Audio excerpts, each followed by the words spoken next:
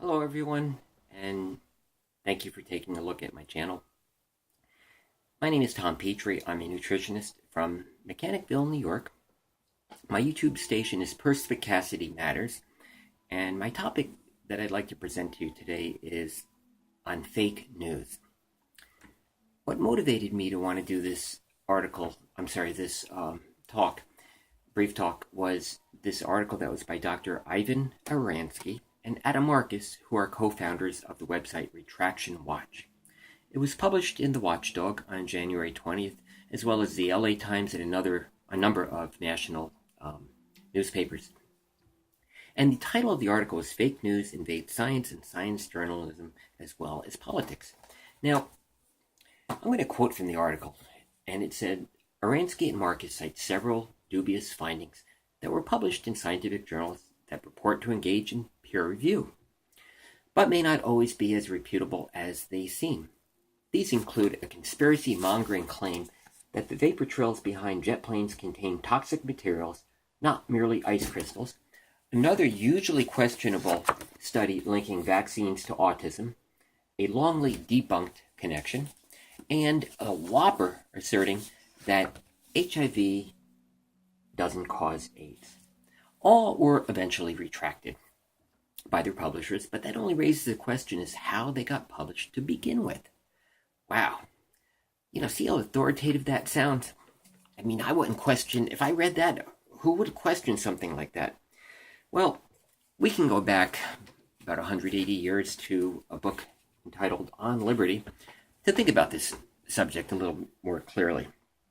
And I'm going to quote from John Stuart Mill, a great writer, and he said, "There is a class of persons, happily not quite so common as formerly, who think it enough if a person assents undoubtingly to what they think true, though he has no knowledge whatever of the grounds of the opinion, and could not make a tenable defense of it against the most superficial objections."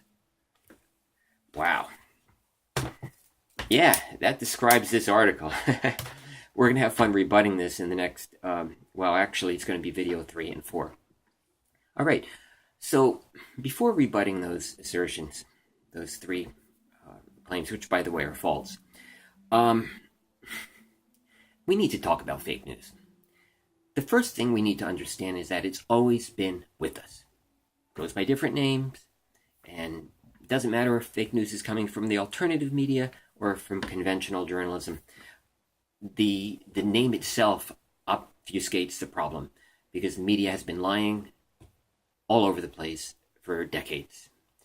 One of the ways we can grasp what's really going on with the media is to think about ownership of the media.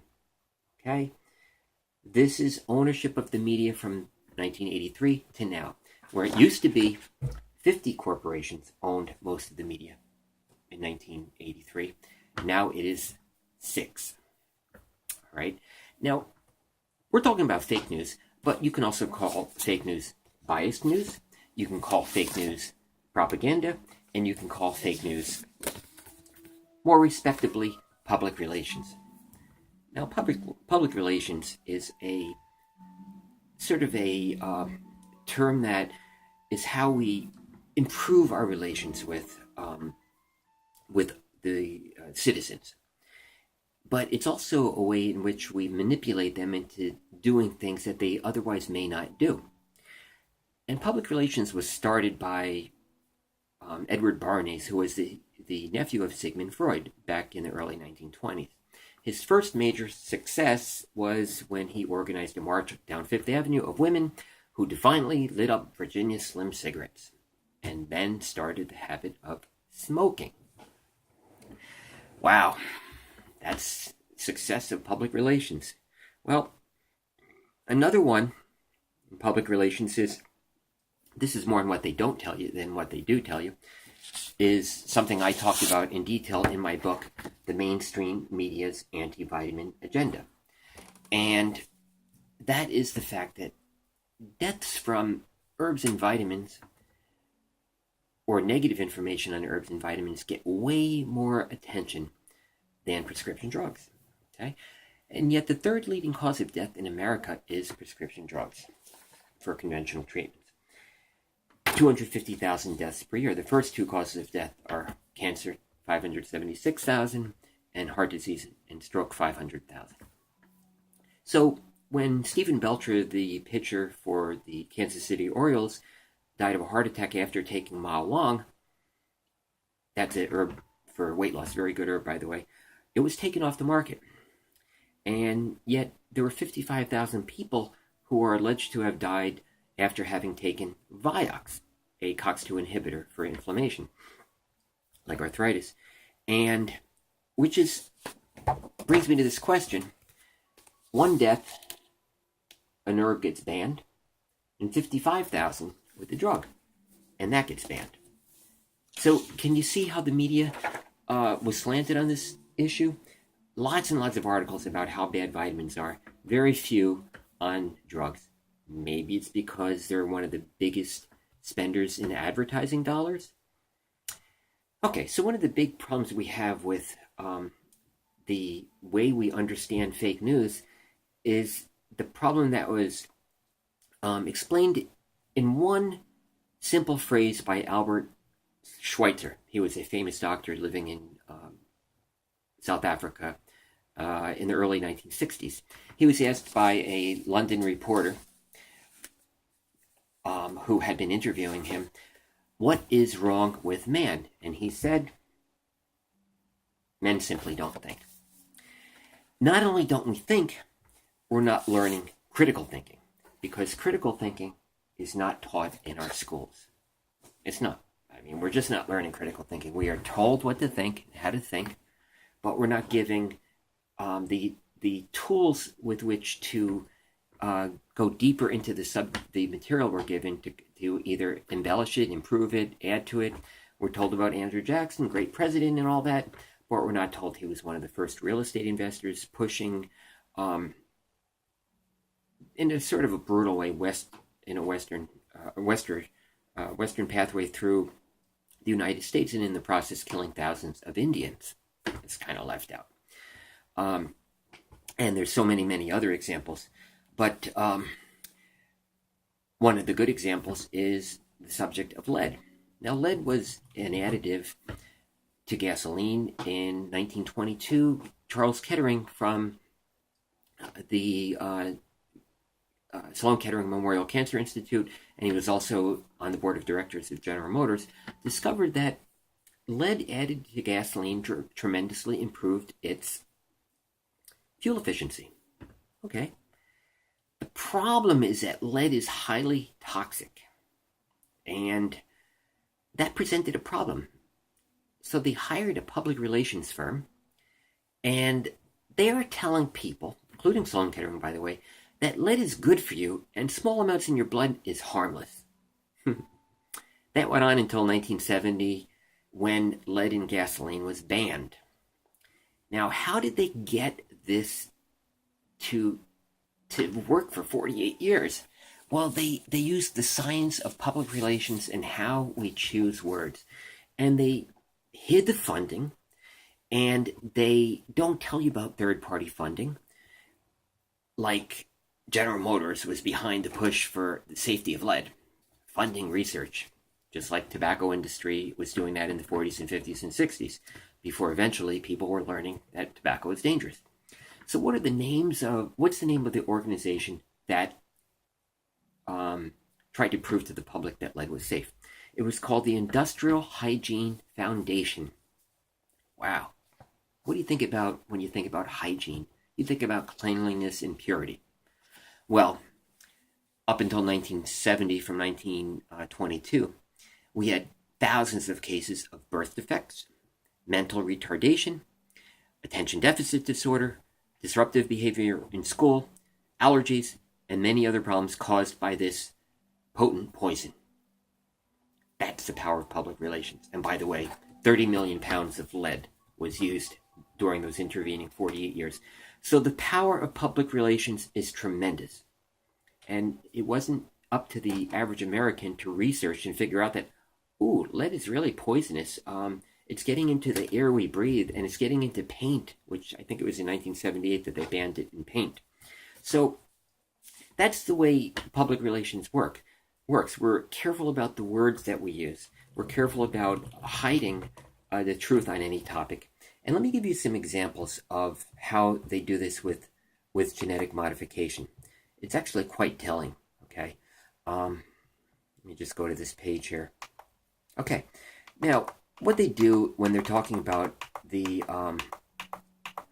genetically modified foods, they use words like hybrids, beauty, farmer, wholesome, earth, diversity, natural order, organic, crossbreeding, and choice GMOs. But what they are careful to avoid is any talk of negative words that might have a negative connotation. They're certainly not going to say words like biotech, chemical, scientific, gene splicing, money, roulette, random, experiments, Hitler, safety, gene gun, DNA, or biotech. These are words that may have negative connotations, but they've pulled the big one on us now. They don't do labeling of GMO foods because it might confuse people. I mean, people might be confused by having a GMO label. I mean, we may not know, that GMOs are. We may not be able to understand the science. So let me show you a picture, a graph that I have that is actually quite telling on the subject of GMOs. One of the things that is a chemical that's used a lot, it's used in GMO corn, is glyphosate. Now, glyphosate is a chemical that is the number one selling pesticide for Monsanto. And this is a graph of glyphosate with the increasing incidence of autism over the last 40 years, where there is a direct correlation between glyphosate in the environment and autism. Now, this is not to say that this pesticide causes autism. We just haven't looked. We know it's a neurotoxic chemical, but because it's not being discussed in the media, and by the way, the Zika virus outbreak with encephalopathy, the super small brains, microencephaly, thank you, in a few South American countries, it's likely not the Zika virus. It's likely glyphosate. And that was left out of the media. A lot of hype about Zika. Zika. There's something not making sense about this. So we looked into it, found out there was another story. Let's talk about fluoride. In 1938, Aluminum Company of America was being sued millions of dollars for poisoning cattle in the western part of the United States. One of the major waste products of Alcoa is fluoride, because the rock from which it derives, cryolite, is about 3-4% aluminum. So aluminum was poisoning cattle, and they had to do something about the addition of the poisoning of cattle by fluoride. So what they did was they hired a chemist from the University of Pittsburgh to talk about how safe fluoride was. Not how dangerous it was, how safe it was. Now, you have a biochemist from the University of Pittsburgh giving a talk. This was September 29th, 1939, to the Western Pennsylvania section of the American Water Works Association. Oh, a biochemist talking to a water company about adding fluoride to the drinking water to help fight tooth decay. This is the first time. All efforts before it was removing fluoride because it was a toxic poison. Toxic halogen gas. Just slightly less toxic than lead. Slightly more toxic than lead and slightly less toxic than arsenic. If you don't believe me, look at the toxicology of commercial compounds. Let's see, lead is 4.0, fluoride is 4.5, and arsenic is 5.0. It's more toxic than lead. And many studies are showing fluoride to actually decrease IQ. There are about 25 studies that show IQ decreases, and that would, of course, decrease the ability to do critical thinking. Wow. So now all discussions of fluoride are positive. This is a huge topic. I would recommend people want to know more about this, go to Paul Connett's book, Okay, and the case against fluoride, I read it over the summer. You can also go to PRN Sutton. He wrote this book, The Greatest Fraud, Fluoridation. There are about 20 books on the topic, and it is a huge topic. Just will teach you so much about propaganda, media bias, and the way in which the media can be twisted to change people's opinion on things. I mean, after all, the reason we have so much fluoride toothpaste is because the waste product monofluorophosphate from phosphate fertilizer manufacturing plants in Florida has to be disposed of. But it's a toxic waste. It cannot be disposed. So when Colgate has a bad batch of toothpaste, they have to get a special permit to dump it. But every store and drugstore has fluoridated toothpaste. So as John Yamayanis used to say, the solution to pollution is dilution. And, wow, that is the way they handle fluoride waste. So when we come back, that's enough about media bias and fake news. When we come back, we want to spend some time addressing the topic of chemtrails and autism versus AIDS. Thank you for joining me, and look forward to having you watch the next video. Okay, sorry about that. I realized I had another minute. So I wanted to just raise a few examples of fake news that have been around for a while. The cholesterol scams. In my book, The Cardiac Survival, Your Keys to a Healthy Heart and Squeaky Clean Arteries, I talk about the cholesterol scam. There's been a number of people writing about that. Huge topic. Scam, misinformation, but it does help to sell a lot of Lipitor, the number one selling drug in the world. Avandia. Evidence of harm has been kept from the public. Tamiflu is a fake drug for the flu. The studies were ghost-written. $60,000 was paid by the drug company to write the fake studies. Tamiflu doesn't work. Neurontin for everything. Cross prescriptions causing a lot of problems out there. Vaccine dangerous? Well, we're going to talk about that in the next video. Gulf War syndrome and squalene. Whoops. Squalene is an aluminum-containing adjuvant, which greatly improves the concentration or the effectiveness of a virus. I'm sorry, not a virus, a vaccine. And in this case, it was the anthrax vaccine that all soldiers had to take. 250,000 people harmed, and for years, everyone was saying, we don't know what caused it. Aluminum in the vaccine. Okay? So that's just a few quick examples of fake news. See you on the next video.